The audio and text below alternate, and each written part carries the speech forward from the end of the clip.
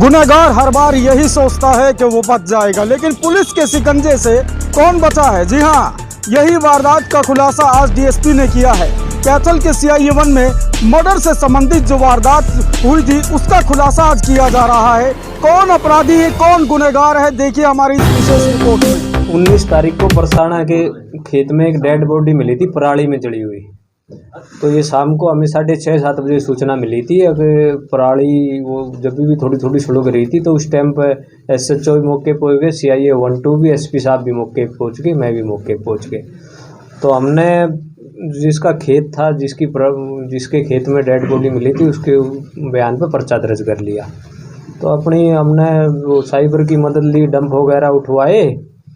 तो उसमें आसपास के डिस्ट्रिक्टों में जो भी लड़की का पता लग गया था वो, क्योंकि वहाँ पे ना बाड़ी और उसकी कानों की वो क्लिप होती है ना, बालों की क्लिप और कानों की बाड़ी मिल गई थी। तो लोकेट उसकी डेड बॉडी में उसके गले में था। तो उसका पता ये तो लग गया था कि ये लेडीज जो जड़ी है ये लेडीज है, ना कि जेंट्स है। पराली में जो आधी जड़ी हुई थी उस टाइम पे, और उसका पोस्टमार्टम कराया गया, पर्चा दर्ज कर लिया। आसपास के डिस्ट्रिक्टों से मिसिंग जितनी भी लेडीज़ थी हमारे डिस्ट्रिक्ट में सारों में हमने खोज, करनाल में, जींद में, यहाँ उनकी FIR निकलवा कर सभी की CDR वगैरह साइबर में लगवा दी थी।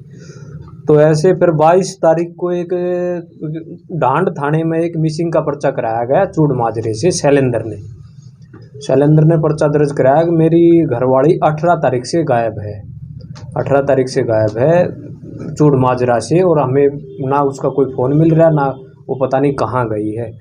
तो उसके बाद इसके शक के आधार पे हम वहाँ चूड़ माजरा पहुँच गए। इसकी एक ये गायब जो बताई थी लड़की प्रियंका थी, और उसकी एक फ्रेंड थी प्रियंका। उसको उसकी बाड़ी जो बरसाना मिली थी, हमने उसकी बाड़ी, उसका पोस्टमार्टम में जो हमें उसका वो मंगलसूत्र और उसकी क्लिप दिखाई। तो उसने पहचान कर ली ये लड़की जो जिसकी डेड बॉडी आई है। तो हम ये इसको पहचान लिया कि ये इसके जेवर हैं और इसके ये बाड़ी है। तो फिर हमने इसको शैलेंद्र को भी बुला के पूछताछ करी, इसको 22 को भी, फिर इसको जाने दिया। फिर इसकी बातों से हमें ये लगा कि भाई इसके गड़बड़ है कुछ, इसने अपनी घरवाली का जो पर्चा करा रखा है। तो कल हमने इसको गिरफ्तार कर लिया। तो इसने इसको क्या नाम है, यहाँ पे ये 18 तारीख की रात को ये अपनी घरवाली को लेके आया था। इसका प्रियंका नाम था। पहले ये 18 तारीख को इसने नेवल बुलाई।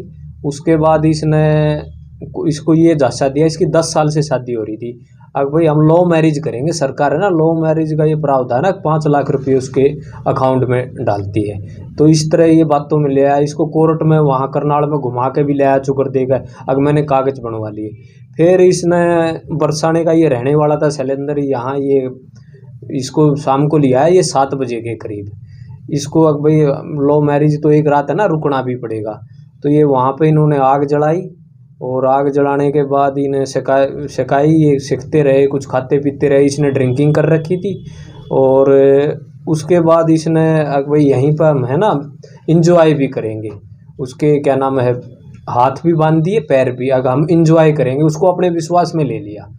तो वो भी इसकी बात मानती रही। तो हाथ पर जैसे 10-11, 10:30-11 हो गए ना, उसके बाद इसने उसकी एक ईंट उठाई, उसका ओदी से भी मारा, उसको ईंट से भी मारा, उसको अधमरी करके, और इसने उसको आग में के हवाले कर दिया। अब इसको हमने कल कुरुक्षेत्र से शैलेंद्र को गिरफ्तार कर लिया है। और अब जैसे भी आगे का, जैसे इसकी मोटरसाइकिल पे घुमा रहा था और तो इसके साथ कौन कौन था, हम उसको गिरफ्तार करेंगे।